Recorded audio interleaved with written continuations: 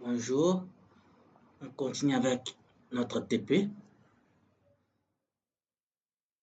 Nous allons réaliser une classe qui doit calculer la rémunération avec la formule nombre d'heures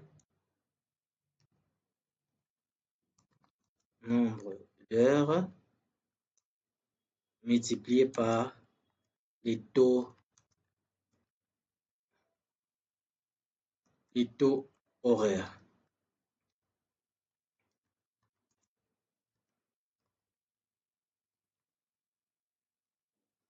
Donc, la rémunération d'un enseignant égale les nombres d'heures fois les taux horaires. Bon, si nous allons au niveau du NetBeans, on ne va pas créer un nouveau projet. Nous allons ajouter une classe dans les projets qu'on avait créés précédemment. Nous nommons la classe par rémunération.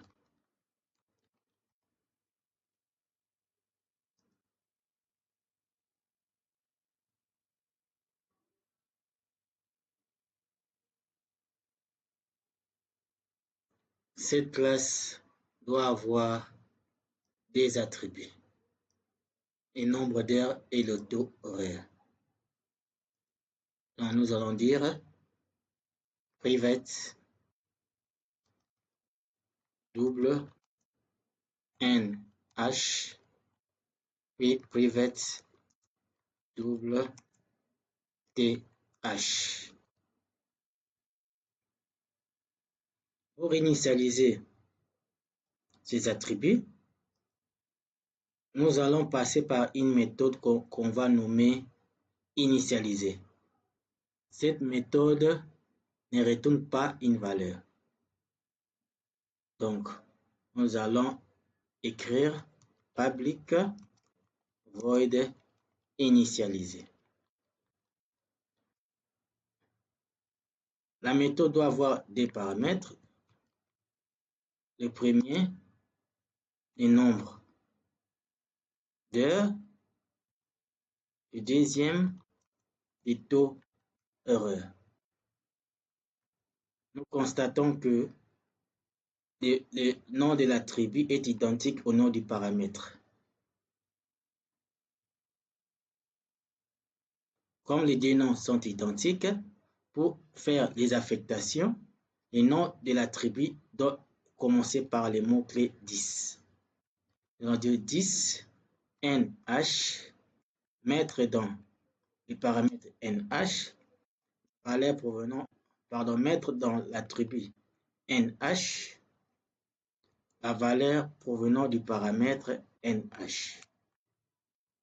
Ensuite, mettre dans l'attribut TH, la valeur provenant du paramètre TH.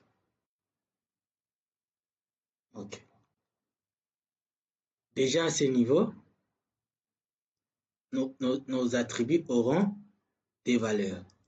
Maintenant, nous serons obligés de calculer la rémunération à l'aide de ces formules. Qu'est-ce qu'on doit faire? Une fois calculé, on doit retourner une donnée de type double. Nous allons dire public double rémunération.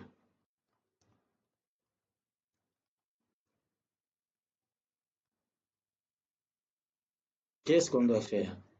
Return NH multiplié par TH. Donc, on calcule d'abord, ensuite on retourne la valeur.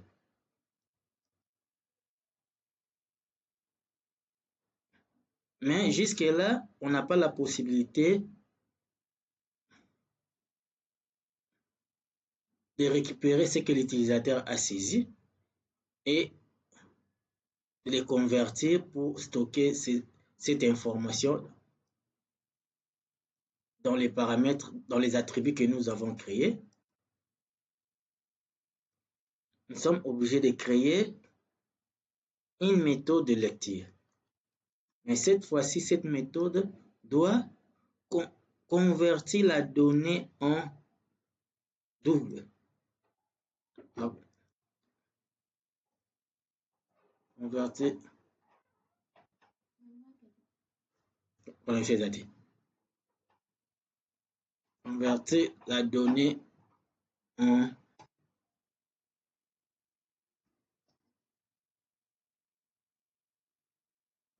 convertir la donnée en double. Nous allons dire, une fois converti en double, on doit les retourner pour stocker dans les attributs. Nous allons dire double, quoi? Saisir. Qu'est-ce qu'on doit saisir? Un mot-clé qu'on va indiquer à ce niveau.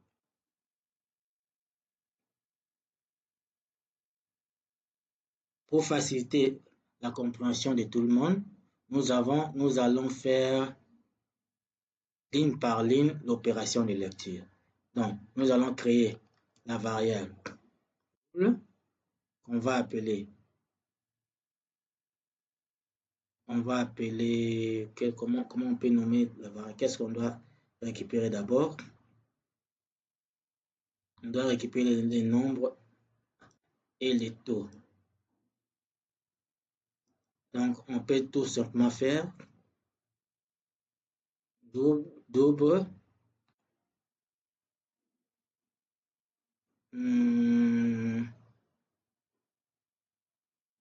on va faire return quoi? Double point parse double.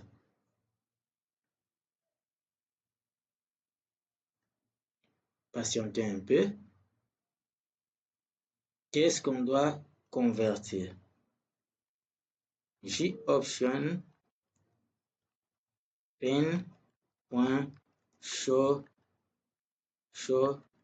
input dialogue.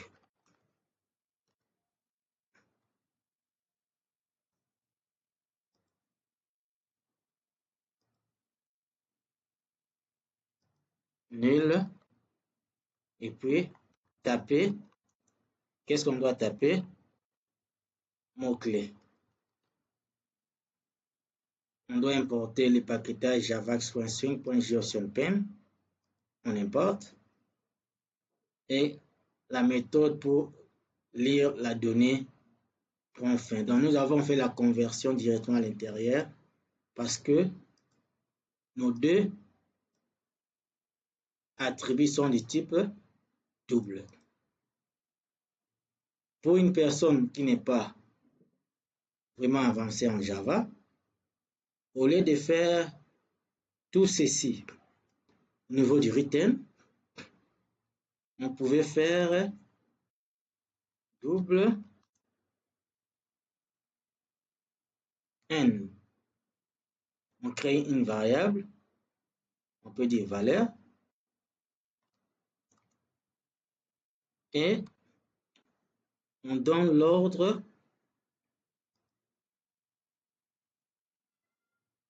de lire. Ensuite, on convertit. Une fois la valeur est convertie, on les stocke dans notre variable ici à côté. Je peux le nommer par donnée. Ensuite, on doit retourner le contenu de la variable donnée. Donc, comme ça aussi à votre niveau, ce n'est pas une faute. Donc, vous avez la possibilité de faire un choix. J'ai mis ça en commentaire.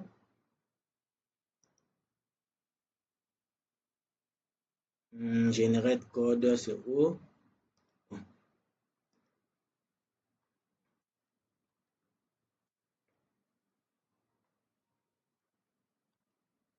Moi, je préfère faire les tours au niveau du written. Mais vous avez le choix de faire ce que vous trouvez favorable pour vous. Donc, soit vous faites de cette façon, soit vous faites directement au niveau du written. Nous avons saisi, nous avons calculé, nous avons initialisé, il ne reste qu'à afficher. Pour afficher, on n'aura pas besoin d'une valeur de retour, donc on va mettre le type void. On va nommer notre méthode afficher rémunération.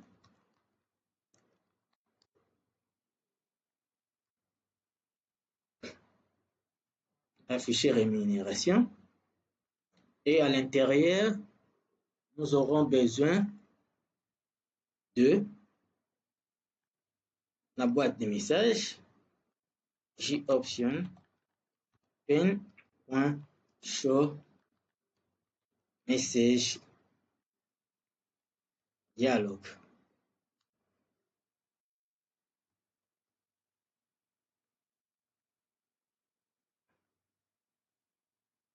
Qu'est-ce qu'on doit afficher? Nous allons dire nombre d'heures. Nombre d'heures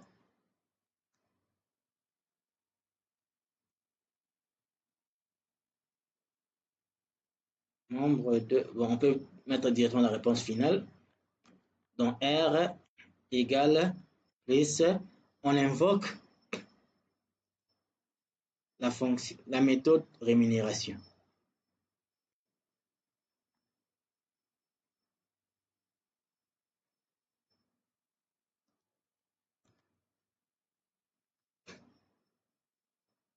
OK.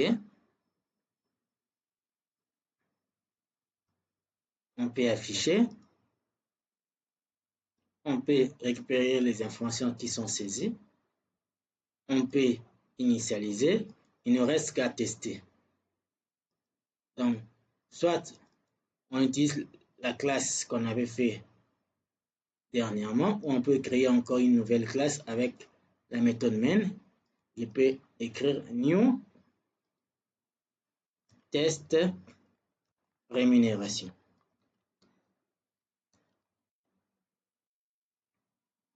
Classe test rémunération doit avoir la méthode main, public static void main string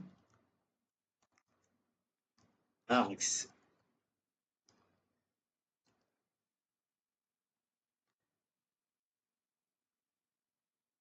Qu'est-ce qu'on doit faire? On doit créer des variables nombre d'heures et le taux horaire de tout nombre d'heures égale taux horaire de tout initialisé par 0. Maintenant, on peut créer un objet de la classe rémunération.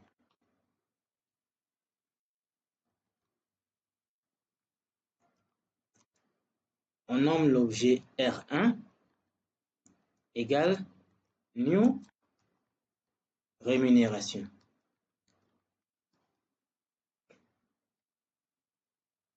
Maintenant, nous allons dire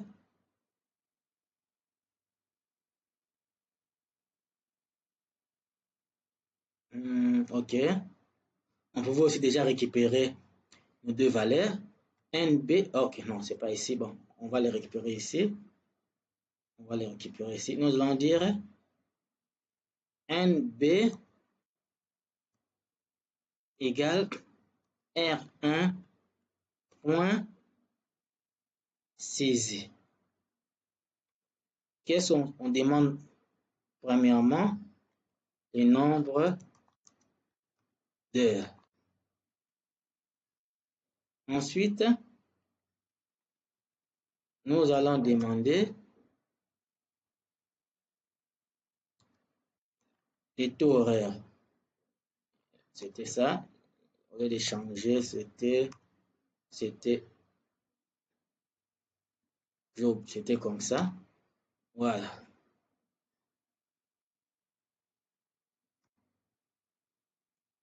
Voilà. Voilà. Excusez-moi de renommer un peu nos variables. Nous avons déjà ces deux éléments. Nous pouvons invoquer la méthode initialisée qui doit avoir premier paramètre le nombre d'heures, deuxième paramètre le taux horaire. Donc, premier paramètre NH, deuxième TH. Une fois on a initialisé, on peut invoquer la méthode affichée. Pourquoi invoquer la méthode affichée? Parce que la méthode affichée va invoquer la méthode rémunération. Nous pouvons tester. Faisons clic droit au niveau de la classe test rémunération. Puis on clique sur Run File.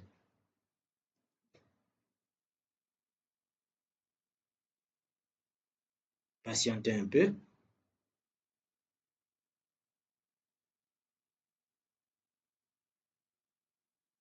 Tapez le nombre d'heures. Nous allons dire 5 heures. Le taux horaire, c'est par heure, c'est 1,5 $. Si on valide, combien on va payer? C'est 7,5. Ok, notre programme fonctionne correctement. Donc, oh là là.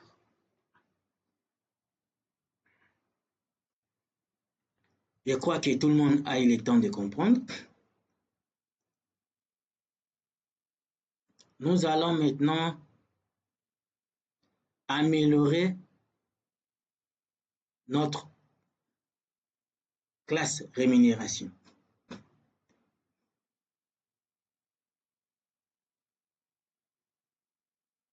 Revenons au niveau des projets.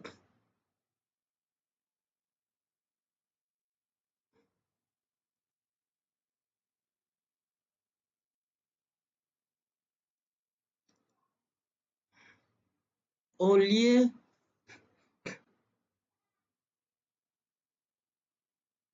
de déclarer ou d'implémenter une méthode nommée initialiser, pour initialiser les attributs de la classe qui sont déclarés privés,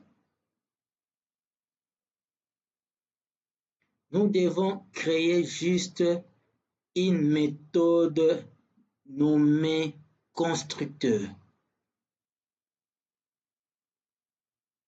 Donc, au lieu de déclarer la méthode initialisée avec les paramètres tels qu'on a définis ici, nous allons implémenter une méthode nommée constructeur. Donc, je serai obligé de mettre ça en commentaire. Donc, on améliore notre programme.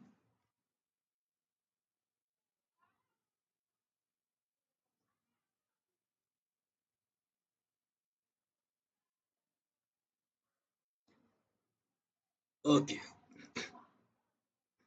Donc, au lieu d'écrire la méthode initialisée, nous allons passer par un constructeur. C'est quoi un constructeur? Un constructeur est une méthode, comme la méthode que nous venons de faire. Initialiser, la méthode de rémunération, la méthode saisie, la méthode afficher rémunération. Le constructeur, c'est une méthode qui porte le même nom que la classe. Donc, si on doit créer une méthode nommée constructeur, on doit nommer cette méthode avec un nom identique au nom de la classe. Notre classe s'appelle rémunération. Nous allons dire ici public. Donc, c'est pratiquement ce qu'on a fait ici. Mais sauf, nous allons pas dire initialiser, mais nous allons dire public void. Si nous mettons ici void, c'est une erreur parce que un constructeur, c'est une méthode portant les mêmes noms que la classe et n'a pas de type. Avant de continuer, j'efface ici. Regardez, la méthode initialisée a comme type void, ça veut dire pas de type de retour. Donc, pas de retour, pardon. Méthode initialisée n'a pas de retour. Méthode rémunération a un retour double. Méthode saisie a un retour double. Méthode afficher rémunération n'a pas de valeur de retour. Donc, vous voyez que, en réalité, nous avons public type suivi nom méthode.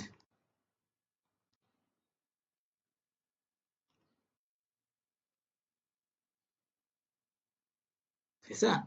Si le type égale à void, on n'a pas de return. Mais si le type retourne une valeur, on doit préciser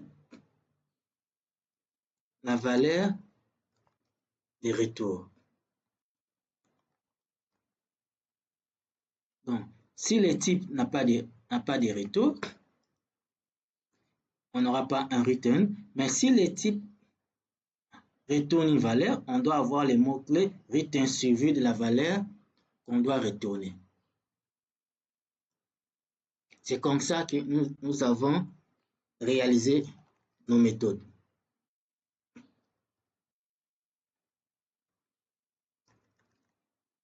Ok. Maintenant, on vient de dire, nous ne sommes plus obligés de passer par une méthode qui ne renvoie pas de valeur de retour nommée initialisée, mais nous pouvons passer par ce qu'on appelle constructeur. Cela veut dire une méthode portant les mêmes noms que la classe, mais n'a pas de type. Donc, pour être qualifié comme constructeur, on doit avoir les mots public suivi du nom de la classe, nom de la méthode.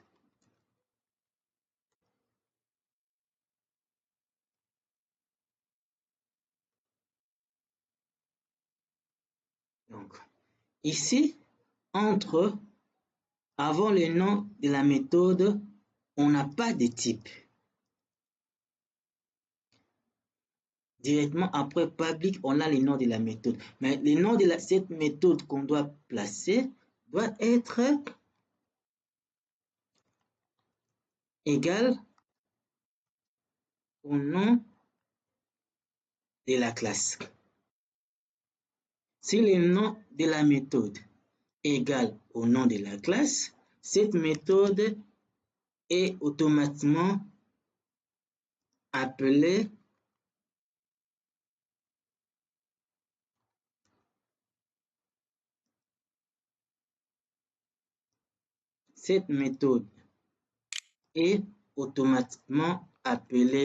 constructeur. Donc, un constructeur est une méthode portant les mêmes noms que la classe, mais n'a pas de type. Une méthode portant les mêmes noms que la classe, mais n'a pas de type.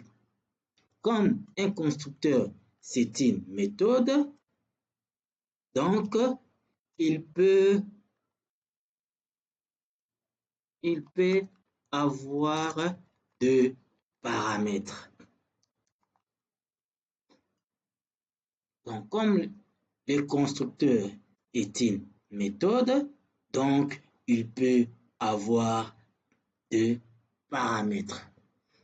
Et si nous revenons ici, nous pouvons maintenant écrire public rémunération. Quelles sont les informations que nous voulons envoyer comme paramètres?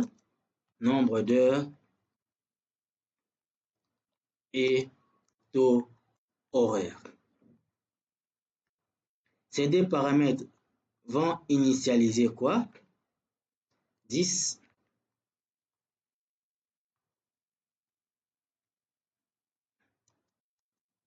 nombre d'heures, 10 taux horaire.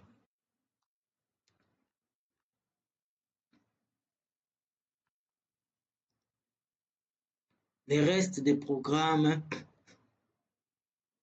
ne changent pas. Sauf que la méthode initialisée est remplacée maintenant par un constructeur. Est remplacé par un constructeur. Maintenant, si nous devons tester,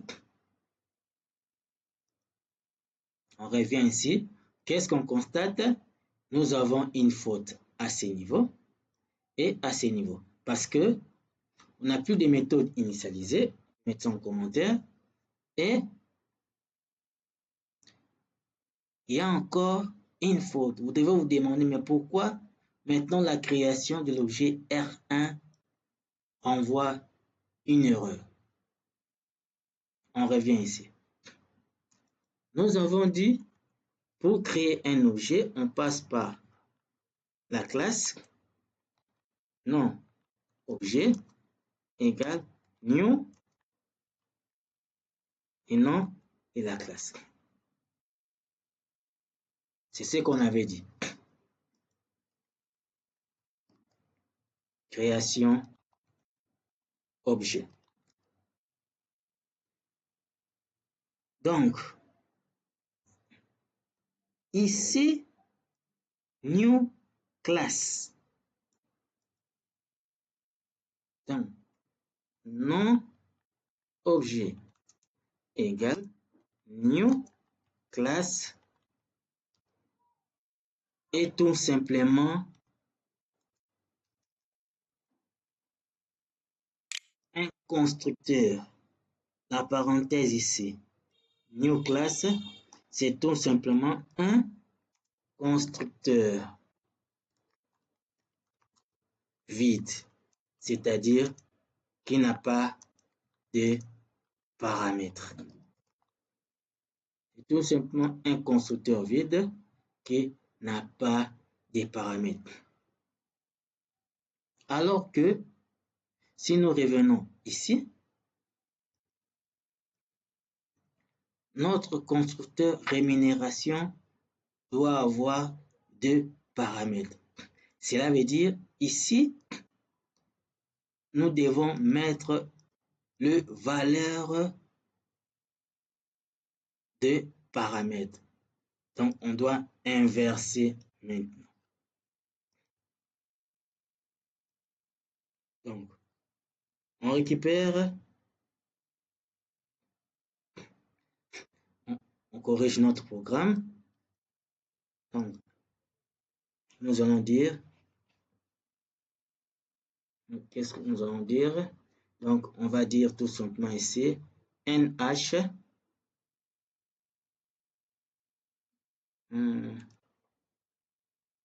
Donc, on est obligé de tout corriger pour vous aider à mieux comprendre.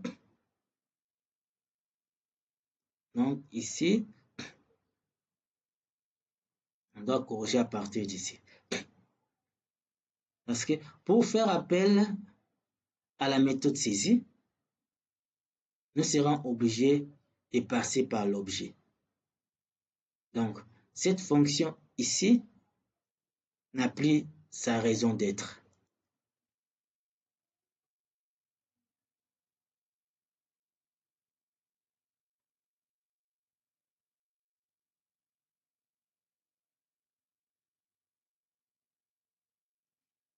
Donc, ça n'a plus sa raison d'être. Donc, maintenant, ici, qu'est-ce que nous allons faire? Nous allons faire J-option. Nous allons dire double point parse double. Et on donne l'ordre de lecture. J-option pen point show input dialogue.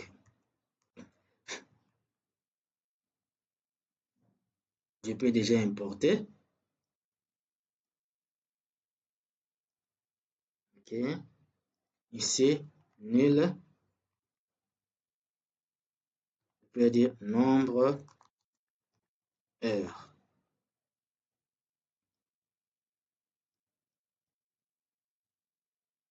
OK. On vient ici.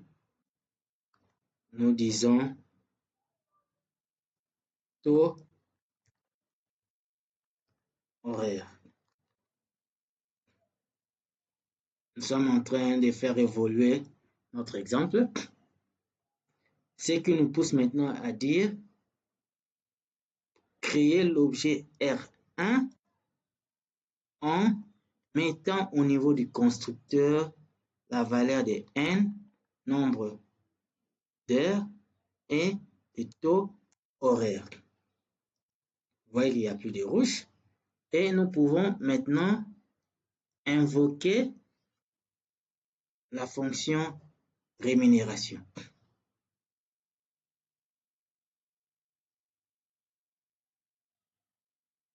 Testons. Clic droit sur test rémunération.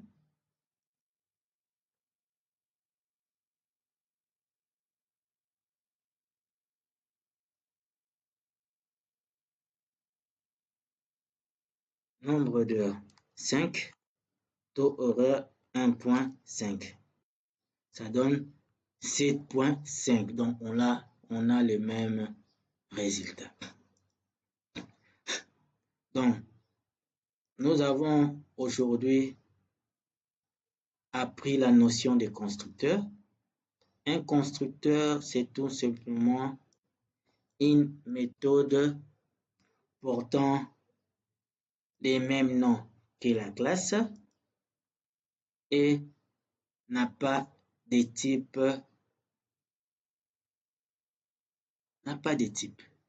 Non. Notre classe rémunération, maintenant, vous voyez, il ne reste que 3 méthodes. Rémunération qui est un constructeur, rémunération qui retourne une valeur, et puis void afficher rémunération.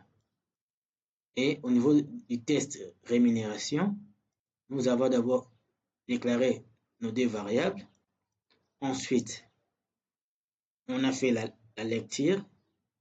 Une fois nous avons le valeur, on crée un objet RR dont au niveau du constructeur de la rémunération, on affecte la valeur au paramètre du constructeur rémunération. Une fois les valeurs sont affectées, on peut demander à l'objet R1 d'afficher la valeur de la rémunération.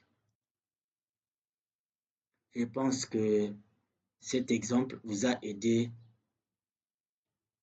à comprendre d'abord comment on crée des méthodes. Il existe des méthodes qui retournent une valeur. Il existe des méthodes qui ne retournent pas une valeur.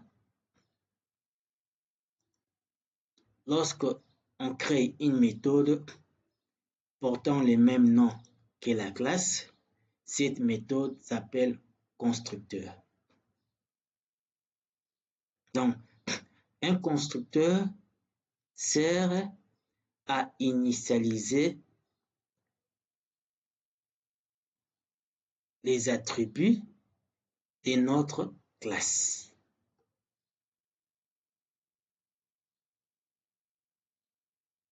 J'espère qu'on peut maintenant s'arrêter ici. À la prochaine séance.